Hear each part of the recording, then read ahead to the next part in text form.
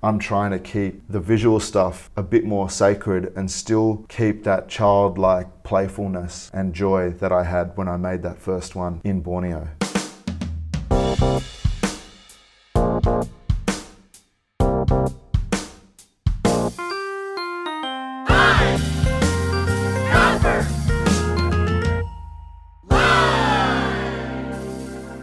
Hello, print friends, and welcome to the 39th episode of Pine Copper Line, the internet's #1 printmaking podcast. I'm your host, Miranda Metcalf. I usually release an episode every 2 weeks, but now that we're all navigating through this new normal, you may have noticed that they've been coming out every week or so. I'm going to try and keep that up for as long as I can, so welcome back all. Glad you're here. This week's episode is another that I was able to record in person using sound equipment I purchased with the generous support of the PCL patrons over on Patreon. You all are amazing, and you literally keep the lights on over at our studio, which is just my bedroom. But thank you all so very much. I did also want to make sure to say, though, I know this is an incredibly scary and unstable time for many of us in the arts. So if you're finding yourself in a position where you can't be supporting PCL with the money right now, I get it. I've already had a couple of people have to pull out after being supporters from almost day one. And no hard feelings at all. We all have to look out for each other, but we need to be looking after ourselves as well. Put on your oxygen mask first, or maybe just your face mask these days, before assisting others. So, if you can help, awesome. If you can't, no worries. Printmaking forever. Shun the non-believers. Join the party. My guest this week is Omar Musa, a Malaysian-Australian rapper, poet, published author, and self-taught printmaker from Queanbeyan. Since discovering woodcuts in the last few years, Omar has been making some of the most heartfelt and honest prints, with some of the most masterful pairings of language and image I have ever seen. And also, very luckily for me, Omar is a bit of a famous. When we spoke, he was just coming off a tour with Kate Tempest, which means he's probably been interviewed more than any other guest I've had. So he speaks beautifully and engagingly about his process, and he has a great Australian accent. We talk about his discovery of woodcuts while on a writing retreat in Borneo, printmaking and activism, storytelling, quite a bit about the highs and lows of the creative process, and we even close with Omar performing one of his most recent poems. You're gonna love it. So sit back, relax, and prepare to get pulled into the story with Omar Musa. Hey Omar, how's it going? Hey, I'm well. Thanks for having me. Yeah, thank you for joining me. I am very excited to do another in-person interview, and with you. I'm just recovering a little bit from a cold, so hopefully I'm more Lauren Bacall than I am super nasally in the interview.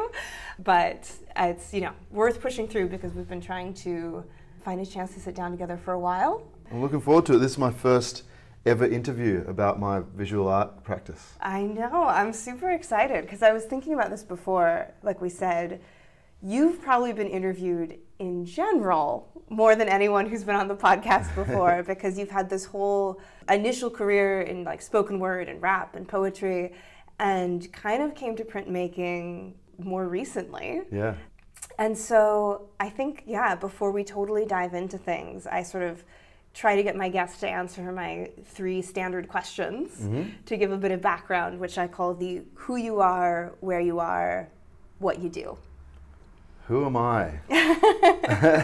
I am a Malaysian-Australian scallywag, reprobate and troublemaker who makes work in the field of the arts in general, I would say.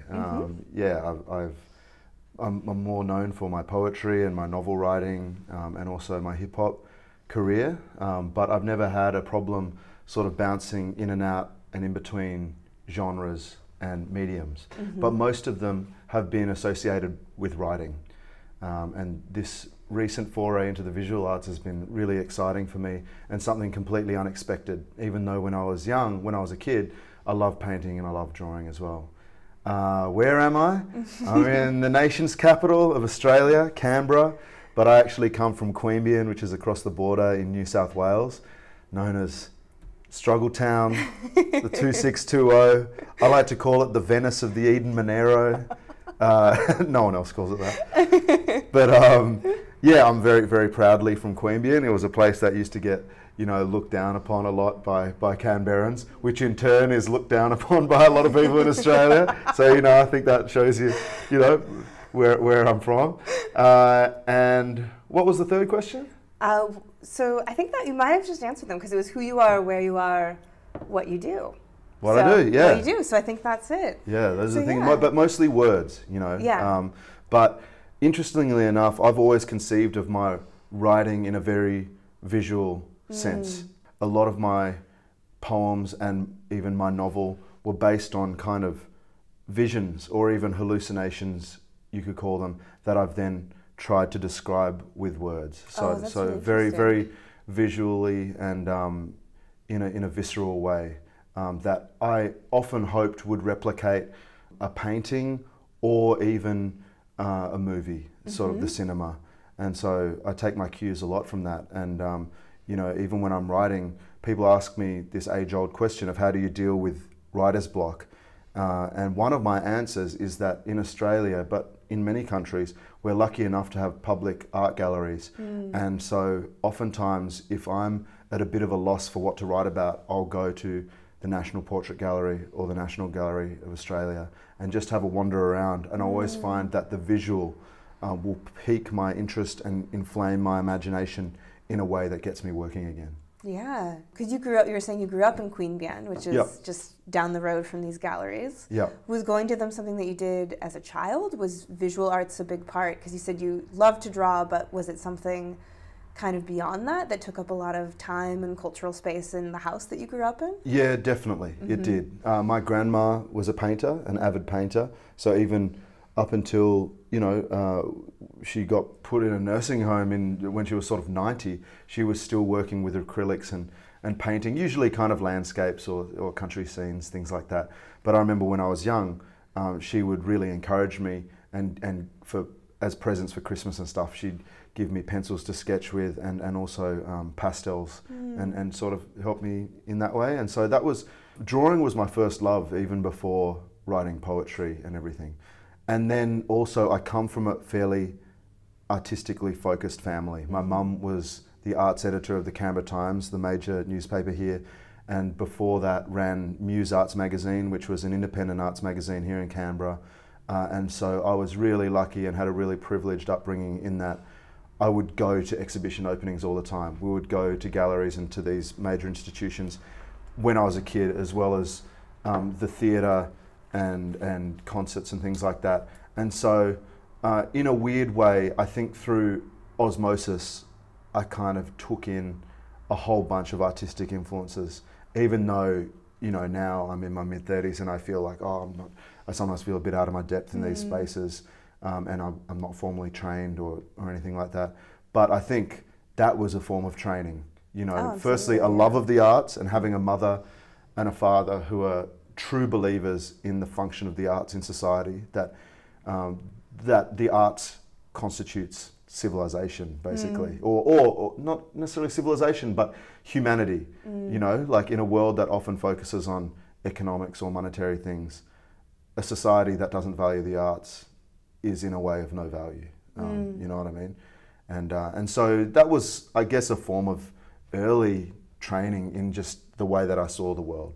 Absolutely. At what point would you say that the words start to take over and become your sort of major focus, and the visual arts, at least for the time being, sort of fall to the wayside a little bit for you? I know exactly when that happened. I don't know what it's like in the States, but here, when you go into the final years of high school, you have to choose certain subjects, and certain subjects clash with one another in terms of when the periods are in the school day. And so I had previously been doing drama or theatre, which was also a love of mine in high school, and it was at the same time as visual art when you chose to do the final 2 years of school. And so I would have preferred to do both, but I chose drama just because I think, you know, to be honest, I was probably a little bit better at it, but also it had much more of it seemed to me, a collaborative and social side. You know, you're doing it with a bunch of your friends, whereas the visual art seemed a lot more individually focused. It was almost like choosing between a team sport or an individual sport in a way, you know? Yeah, totally. And I know I was always much more into that too, like, you know, playing basketball or rugby as opposed to athletic or track and field, you know? And so I can identify exactly when it was. It was in year 11. I just had to choose, and I chose drama. And sometimes these days I wonder whether I made the right choice, but the world works in very mysterious ways, because then through my other practices, I came back into visual art, you know, 20 years later. Yeah, and I think what's really fascinating is because some of the words that you were using to describe why you kind of went towards more drama and performance are the exact words that people use to describe printmaking, right? Which is that like collaborative, community-based. So I think there's really that tie there, right? Where you found your way back in to visual arts, but through something that still holds those threads that originally attracted you to it. Yeah, definitely. That's interesting. That hasn't been pointed out to me before, and it's completely true, because the way that I got back into it, I guess this is a good time now to talk about it, is going back to my motherland, homeland of Borneo in East Malaysia, that shares a border as well with Indonesia. And I started working with some guys called Punk Rock Sulap. In particular, one of the ex-members, a guy called Eric Lost Control, who, that's not his government name, but it's his sort of punk rock name. And so this is a collective of artists who were all originally sort of from villages up in the mountains, indigenous guys who were all into punk rock music but began making woodcuts. I think probably over 10 years ago, something like that.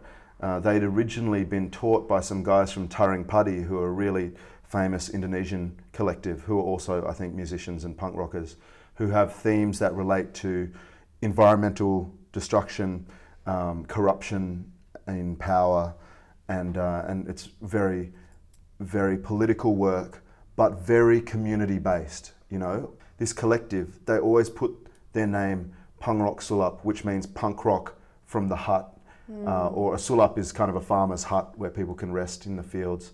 And the whole point of it is that they don't have their individual names on it. It's about the community, it's about the collective. And so it was a very welcoming way to be reintroduced into the arts, because I have a lot of friends who are artists in Sydney and in Australia, and you know, it seems to me, at least, I will still say from an outsider's perspective, because I don't yet completely feel as if I'm in, you know, the art world in that way. It does seem quite competitive oftentimes, and individually based, the practices, even though I see a lot of collaborations and stuff as well. But just that kind of collective nature of it and how welcoming they were. There was no sort of defensiveness or anything. It was, oh, brother, come along, like get involved in this, and we are more than happy to teach you and teach you technique and sit down with you. You know, we would all sit on the ground and make woodcuts and tell yarns and smoke cigarettes and stuff, you know? Yeah, and so out of curiosity, I'm kind of thinking about how you say they assign every woodcut with the same name, which is the name of the collective. Do they work collaborative on single pieces, or do they each do their own pieces and is it kind of like a combination of that? I think mostly they collaborate on single pieces, massive scale works as well. I mean, I've seen some that, if I'm not mistaken, are about a story high and stuff that can hang as banners printed on cloth. Yeah, I've definitely seen them all work on their own individual ones as well, but oftentimes they'll have like 6 to 8 members working on a huge one at a time, and they've done work where they'll go to a village, for instance, collect the stories of the village from the headhunting days or what's happening with logging, these sort of things, and then they'll get the village people to work on the woodcuts alongside them. So sometimes there'll be, you know, I don't know, like 15 people working on one at a time, and then they print these massive ones. And they've done those around the world, not just in Borneo, but India and Bangladesh as well, and up in Taiwan. And that side of it attracted me too, because it was storytelling, and they put quite a big emphasis on that. Like, I remember they were doing one with a certain village where they said, well, a lot of people, maybe their literacy skills aren't that great. And so, you know, they could tell the story of the history of the village in a medium that everybody could understand, because everyone can understand the visual, you know. And that was pretty cool to me, and I wanted to sort of be inspired and take from that worldview or that approach to art making. Yeah. Because, you know, storytelling's what I do. Right. So when you went about approaching your first woodcuts, was that sort of like really a conscious choice? Were you thinking, I'm a storyteller, I'm going to tell stories with this, or was it kind of more intuitive? Like they just put something in your hand and you started to work on a block? It was completely intuitive, and that's what was so exciting and enthralling about it for me.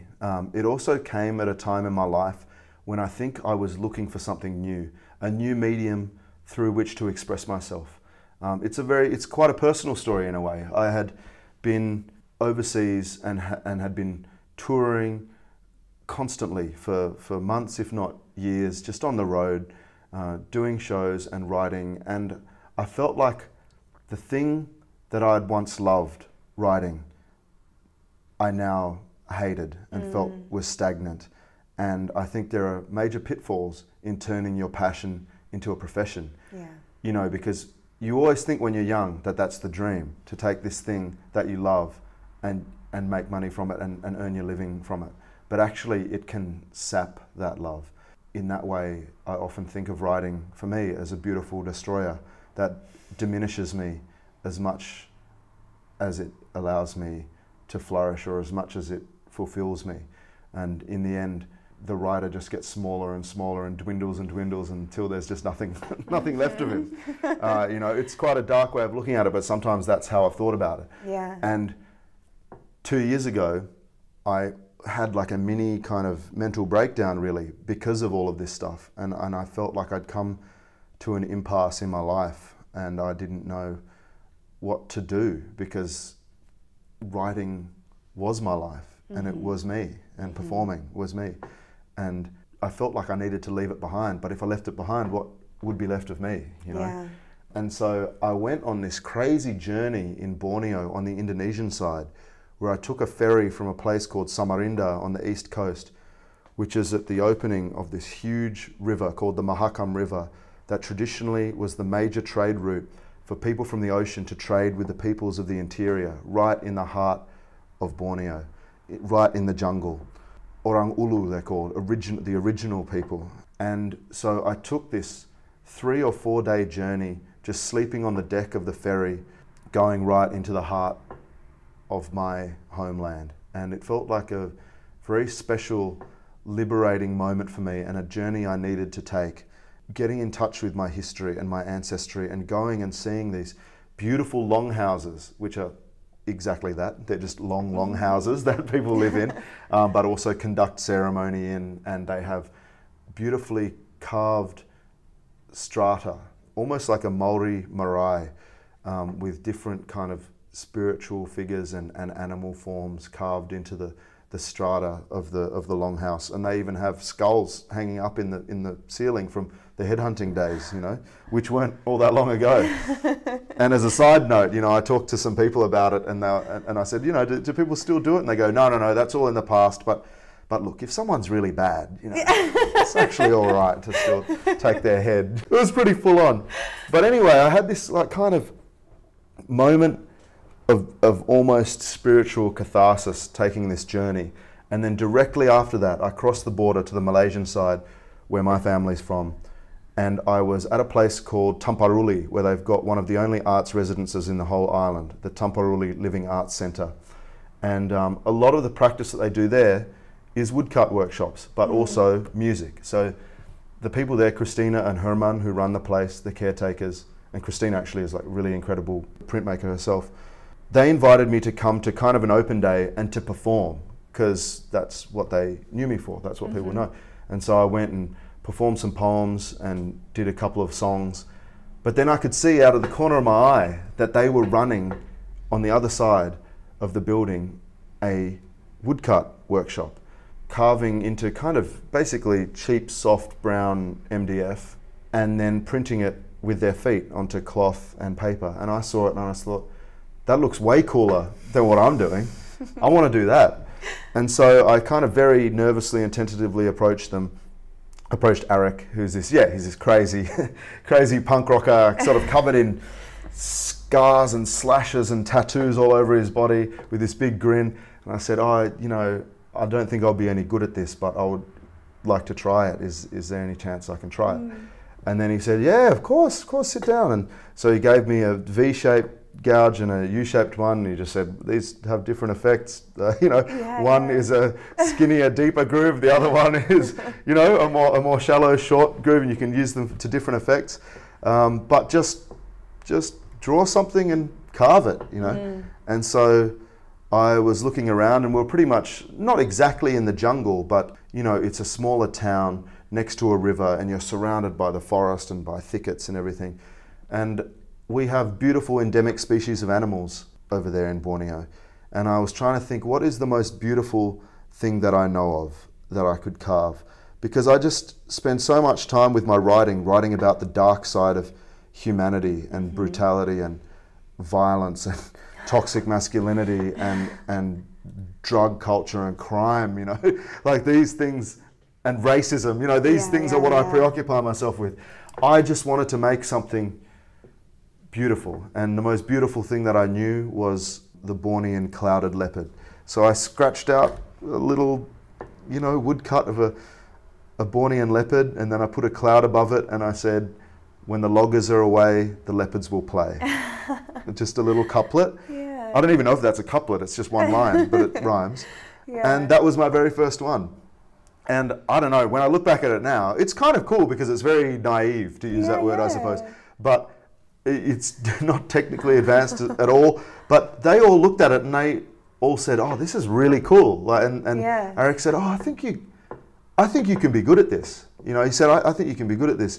And he was like, here, have a little piece of MDF and I'll give you this V gouge and this U gouge. Take it away and practice on your own. And I did. I took it away, and I was actually staying in a longhouse in another remote area, and I was just looking out over the paddy fields, and I decided to carve that and described the conversations I'd had with the local indigenous people there about adat, which is about their sort of custom and traditions and land rights. So I made one about that. I brought it back, and then it just kept going from there. I became preoccupied and obsessed with woodcuts. Yeah.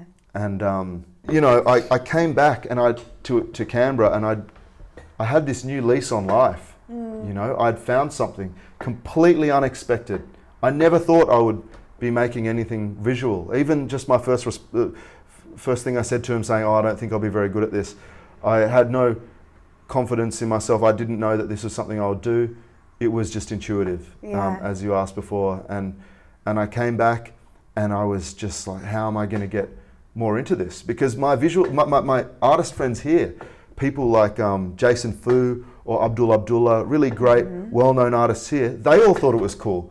And I was like, really? I don't know, like, you actually think it's good? Like, I thought they were gassing me up, and they did. And so I was really excited by that. And so I was talking to some mates, and they were saying, oh, well, that type of wood, because at first I tried to buy some wood, and it was really hard. It was like rosewood, and it was hard to carve because of the grain, and my tools weren't good enough. And I thought, well, I can't really afford to get those super crazy Japanese tools. And so I was like, well, why can't I carve the same way as I was in Borneo? Because I didn't know what the wood was that they used. Yeah. And so I went to Bunnings and just got some MDF, cheap MDF, and it carved like butter. And I liked that, it wasn't as hard as that rosewood or anything, but it's so physical, and you have to put your body into it and your shoulder, whereas I found lino too kind of slippery or something. And then, I was chatting away to my friend Claire Jackson, who was, I think, quite surprised that I was getting into this medium, but also was really encouraging and said, oh, well, you should come into Megalo printmaking studio sometime. And again, I don't know if she was just gassing me up, because after that, I messaged her a few times, she blanked me, ghosted me, and then eventually I think she saw that I was serious about it, and I came in and she really helped me and encouraged me with working with a press for the first time, an electric press, and she introduced me to a great guy called Tim Palshek. Who? You might have heard of him. But brilliant, printmaker from the States who also was very encouraging, and just, I don't know, would give me different tips on different effects that I could use with my woodcuts. I don't know, different color. Like, there were certain things, because I was learning by myself, that I just didn't know about. Like, so I would get that orange skin kind of texture on my prints a lot that I was printing with my feet because I was putting too much ink or not stiffening it enough, and this sort of, this sort of stuff. And so these like really simple things that I'm sure you learn at art school, I had no idea about because I was just printing them with my feet in my kitchen after one workshop in Borneo. It's really exciting, like coming in and these guys being able to, not just inspire me and show me different artists, but also troubleshoot, things that I've been flying in the dark, which was exciting, but also can be frustrating because, you're just like, oh, why isn't it coming out like it was before, Totally, and it is really unusual for someone to come to printmaking outside of a university setting. Right. Usually, particularly like in that Western narrative of things, like almost every person on the podcast, how'd you come to printmaking? Oh, I just wandered into the print shop at school, Okay, yeah. So you were really coming at it from an unusual way. Yeah.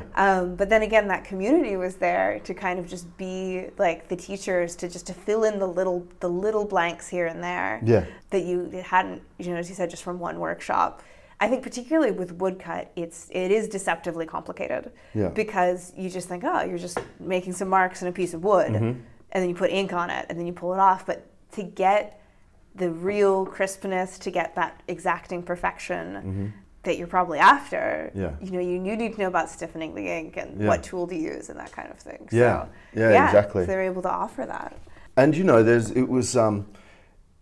it was cool seeing sort of the breadth of different ways you can make prints, and some people even telling me that they would print with like, a wheelbarrow or, their car or something like that.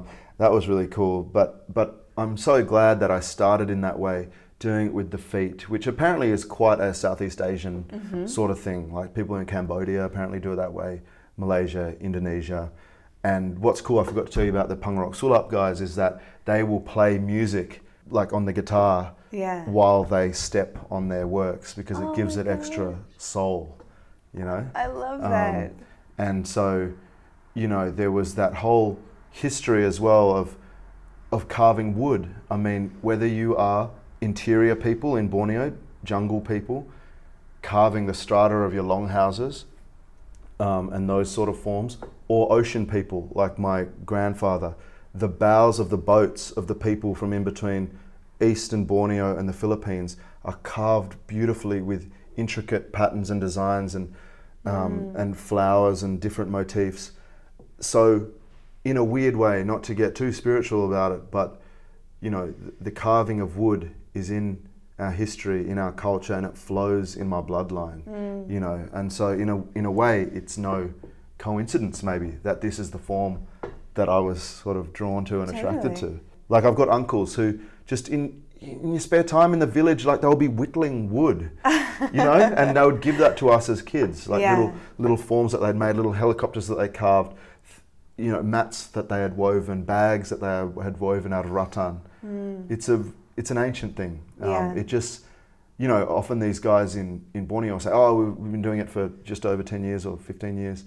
But, I think there's a reason why we're drawn to it like ducks to water. Right. So another thing that I was a bit interested in too was when you talking about you're going to it and how you just kind of picked it up and really came to it from an intuitive place. And it sounds like words were even in your first woodcut. Yeah. Which I think is another thing that, you've got a really distinctive aesthetic. And of course, part of that is that words are in it. Yeah. And so it was even right there from the beginning. Yeah. Which I think is really, really interesting. And I think a lot of times when words are added to images, they can seem really heavy-handed or kind of clumsy or too didactic. But there's always a really beautiful balance in your work between the words and the images. Oh, thanks. And I'm wondering if that's something that if you were ever concerned about, or if it just was natural to add the words, or did you have to think about it like, oh, like I don't want to feel like I'm making a storybook out of my poetry, or that kind of concern, if that was ever there for you. Yeah, a little bit. You definitely, I mean, just even with my words in general, being heavy-handed is always a bit of a risk, but now I sort of see myself as a bit of a sniper when it comes to the lines, you know. When I was younger, I was very scattershot with the way that I approached words and would shoot them out very chaotically, but now I like to, pick them off. And I think this has honed me even more because I don't put loads of words or text on my woodcuts. I'll use just a line or two. And in a way, I was informed also by those guys, by Taring Putty and Pangrok Sulap, because their work sometimes reminded me of old activist or propaganda posters that would only have a few words, but they really sort of stuck out. And even those themes I've adopted a little bit too, with, you know, sort of about environmental destruction. A lot of my work concerns that. And also I was influenced by my friend Jason Fu, who uses a lot of words in his work. And he was a printmaker too, and is, I don't know, but does a lot of painting now. Really great Chinese, Vietnamese, Aussie artist. And he uses a lot of humor. So I found that this was also a way of showing a more comical or humorous or lighthearted side, which I found pretty exciting, because I think sometimes you know, people think I might be like really deadly serious. And so, yeah, I kind of found that I could, you know, use very limited words and very boiled down essential words, just in the same way as you would do with poetry, but even more honed, I would say. You have to choose them so carefully. And I always add the words at the end. So I sometimes don't know what the poem or what the couplet is going to be. So I work, the visual does come first, and then that informs what words I'm going to put in. And so I let it marinate and fallow in my head as I'm carving, and it slowly takes a form after I see what I'm doing, what I'm making. So I'll often have the main subject of it visually, you know, drawn out, but then the effects and the stuff that goes around it, the images that go around it, take shape as I'm doing it. And so it's spontaneous in that way. And then the words come at the very end, which is interesting, you know, because people often ask me that with the hip hop stuff too, like what comes first? Is it the words or the music? And to me, the music has to come first, because it's, hip hop is, it's music, it's a musical form.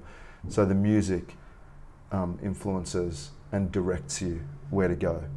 And so I sort of try to take that same approach with the art. I'm trying to think if there's anything I've done where the words have come first, but I don't think there is. Well, and particularly with something like woodcut, where you've got this meditative time with the block, and so that whole time you're sort of discovering the image and really how it's taking form. All of that, the words can, I'm sure, sort of marinating and swirling around, and you have this built-in time through the nature of the medium to focus and think through, okay, what needs to be a part of this image. I mean, that the physicalized side of it is something that I've found really liberating, because, you know, it really is a highly thought-taxing intellectual pursuit as much as anything, but the time frame of it or something is longer than my writing, which is in really short, sharp, intense flurries. And the physical side of it means that I can go into more of a long-term trance-like state than I can with writing. Like, I would never be able to sit down and write for 12 hours straight. I can do that with a woodcut, you know, and I think it's that combination of the kind of cerebral and then the physical side of it as well, where it's just like, okay, I know what image I've got now. Now I've just got to put the hard yards and elbow grease into, you know, carving the block. And that balance is really cool. And also, I can listen to music while I do it. Whereas with my writing, and this might sound weird because I'm a musician as well, but with my writing, it has to be dead silent. If I ever listen to music, it would be instrumental, but that never would happen. Whereas I can listen to podcasts, I can listen to music with lyrics and words when I'm carving a woodblock, which is, I don't know, I find it more enjoyable. And this also might sound weird, but it's it feels almost as if it's the first time I've actually enjoyed the creative process in many, many years. I find that writing, to me, as I mentioned before, the beautiful destroyer type thing, but it's brutal and painful and suicide-inducing, as opposed to something I enjoy. Yeah. Which is why, in some ways, I'm trying to keep the visual stuff a bit more sacred and still keep that childlike playfulness and joy that I had when I made that first one in Borneo. And so, I don't know, it's something that I'm trying to navigate at the moment, even though people seem to be responding really well to my work. And, you know, the exhibitions that I've had have sold out and everything. It's been amazing sort of experience. But I know the pitfalls associated with that as well. With if I suddenly was like, okay, this is going to be my main thing, you then start to put pressure on yourself. There's external pressure. You torture yourself. But maybe that's just part of making art or making good art. Maybe that's always going to be a part of it. Yeah. You know, because I definitely, in making some of the shows, I've taken myself into those spaces where I'm like, oh my God, you know, and I'm really stressing out about how to finish this work or sort of stretch out my brain elasticity in a way that I'm not used to or makes me feel uncomfortable or uneasy. Maybe that discomfort is something you need to make good work. I don't know. It's something I'm navigating anyway. I had a good friend who was a filmmaker, and he said something about the creative process that always stuck with me, which is that something's not good until you hate it. Right. Yeah, could be. And I think it's not 100% true, like, because I do know every once in a while that kind of magic creation comes along, that it was a pain-free birth. Yeah, right. But it's the exception rather than the rule. I'd say so as well. Yeah. Yeah. I've found that with poems and with songs and things like that. Yeah, every now and then, the painless, but I mean, that's an amazing feeling, but a very, very rare one. The weird thing being, though, that those are usually the best pieces of work that you create. You know, you can torture yourself over years and years and with a piece of work, and sometimes it just doesn't quite work. But yeah, it's like that lightning in the bottle kind of a thing that just. Yeah. And I think so much of the creative process is this maybe somewhat fruitless struggle of trying to figure out, how did I get there? You know, what was the magic combination? Was I just hungover enough and this one song was playing and I had, I don't know, just talked to my mom on the phone and like that was the magic combination? But it's just, you have to just wait. It's like being a sailor in a tiny boat on the sea, and you're rowing and rowing and rowing, and every once in a while the wind comes along that actually pushes you exactly where you need to go. But you do have to keep rowing. You know, think. Because I think it's a bit of a rogue's excuse when writers or artists just say, oh no, I just sit there and wait for inspiration to strike. Yeah. I think inspiration's sort of more, well, I was going to say it's more likely to strike if you keep working and give it more of an opportunity to. I don't know if that's necessarily the case, but I do think if you are in your soul an artist, you just have to keep making work. And if that work is fruitful, or if the work works, then it does. If it doesn't, then that's okay as well. You sort of let it fall by the wayside and you just keep going and you keep making. Yeah, I think it was Werner Herzog that once said, if you sit around and wait for inspiration, you'll die before you make anything. Yeah. Like, you just, you can't, you just have to push through that white knuckling, teeth pulling days, because every once in a while you get the wind in your sails. And it's an incredibly fraught kind of life or fraught process, but that's okay. I think sometimes the problem is we get so full of fear at making mistakes or looking like an idiot, or looking foolish. But our successes, if we ever have any, are only the culmination of all of our mistakes. And you will never get anywhere if you haven't made a million mistakes.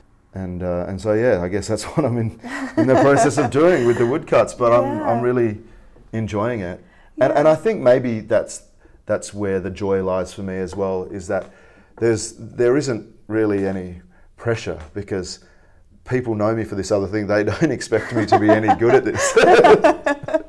And it's sort of like, you know, it's like, you know, it's a nice surprise when people are like, oh, this is actually not too bad, isn't it?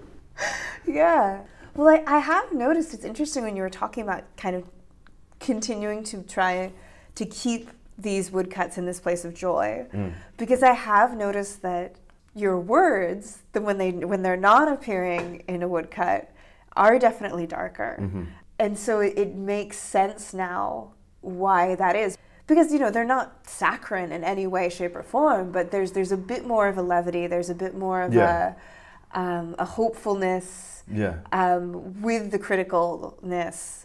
And it must just come because it's this sort of exists now in this special place in your creative process that you can do that from thing, which is really great. I think that's true. And I don't know, it's kind of funny because sometimes I see visual artists who are struggling so hard to come up with this really critical, postmodern, intellectual description of what they're, you know, or reasoning for creating this work.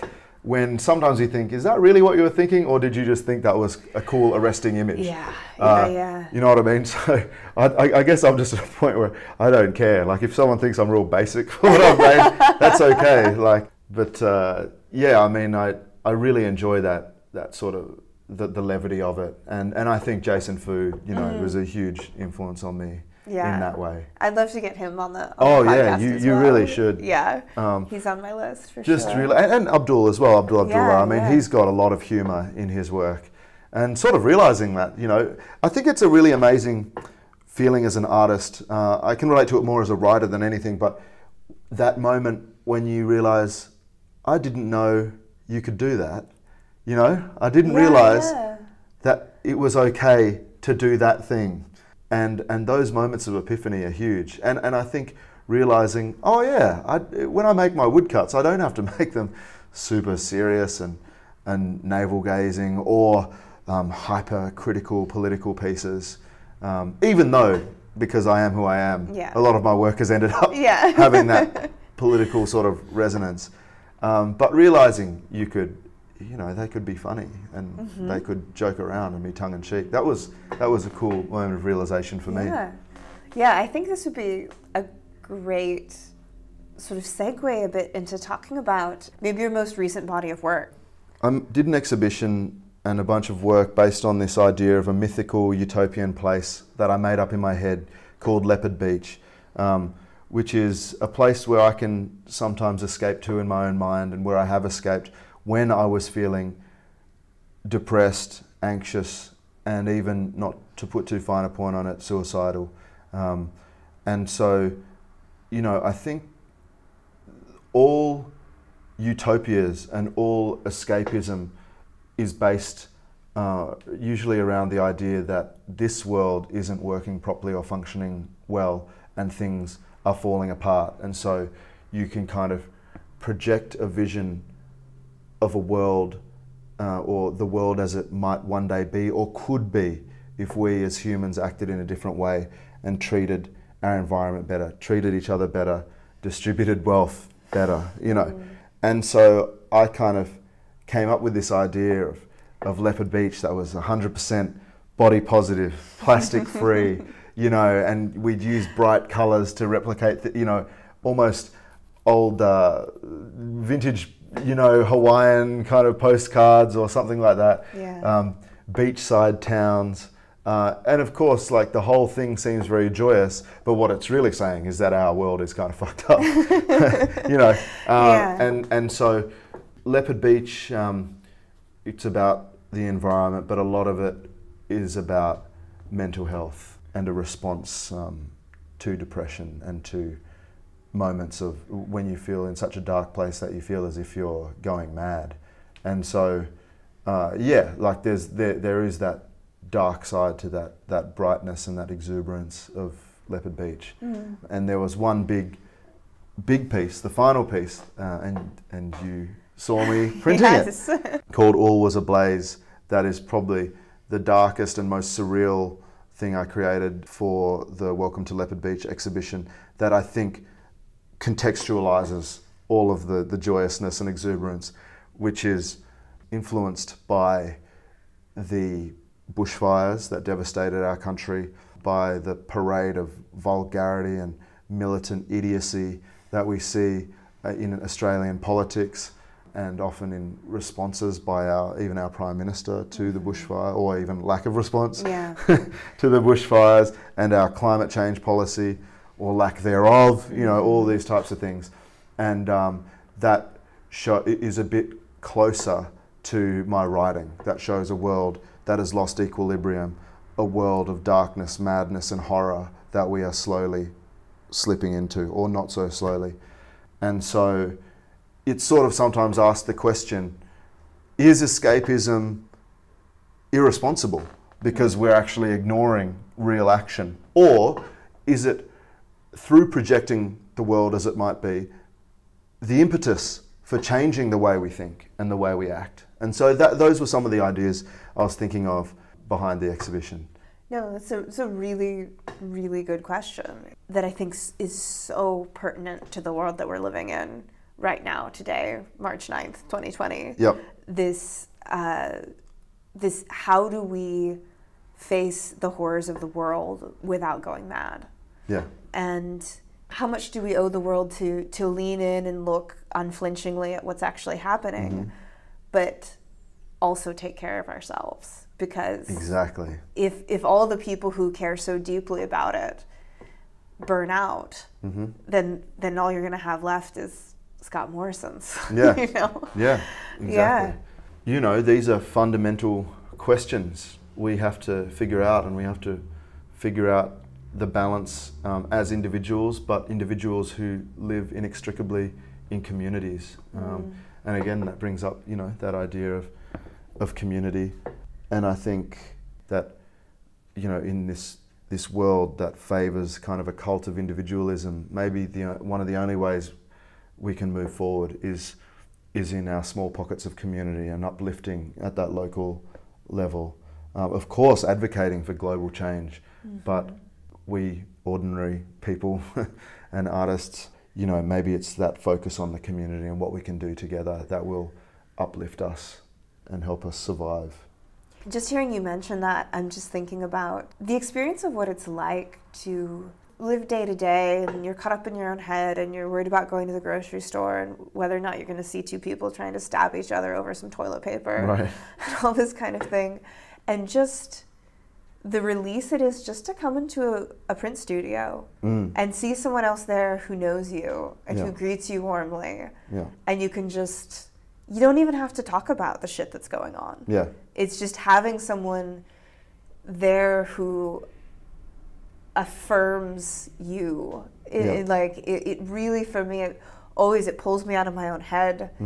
I was actually talking to Tim about it the other day, and I said, I just want to have a conversation with someone that's not about my problems. Right. Yeah. And I, not that I even have that much to complain about, but it's just kind of this idea of just getting out of your own head by being reminded of someone else's reality. And like, what are you working on? Like, what are you going on? How are your kids? Whatever it is, it seems really small, but when you go a couple days without it, you really understand that catharsis when it happens. Yeah, definitely.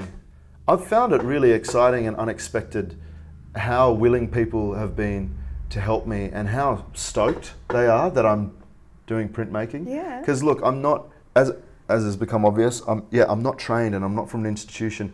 And in a weird way, even though I've always been a part of the arts in general, I don't know this world. So I, for instance, don't know about how, or didn't know about how some forms of art are more lucrative than others, and you know what I mean, and that printmaking maybe isn't as big a form or sort of lucrative as painting and all that sort of stuff, and so that community aspect of it, I didn't realise how stoked people would be that I chose this medium, as opposed to me, trying to go into painting or something. Yeah.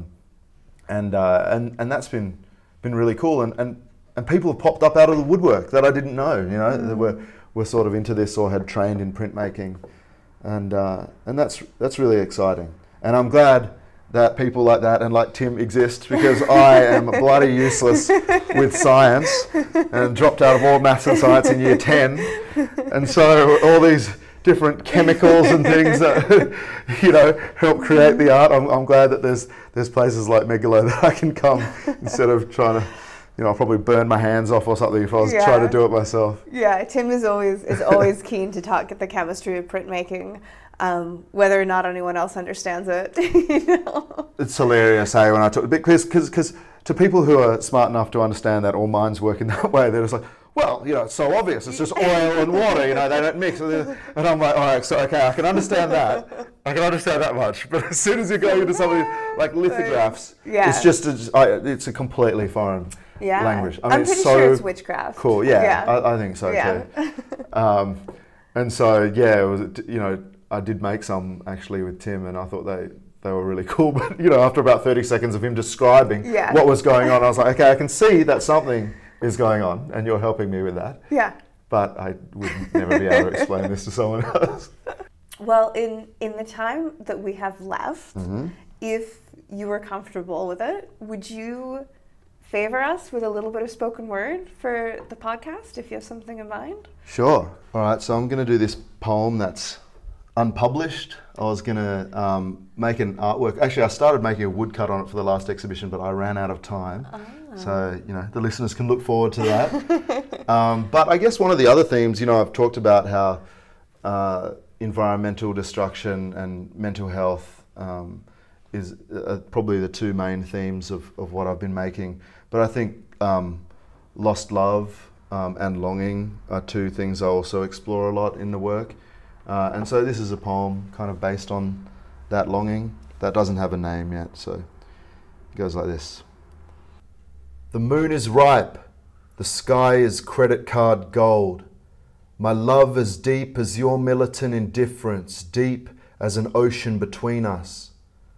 I'm still trying to find the right words to reach you, sifting through 1,000 keys on the palace floor.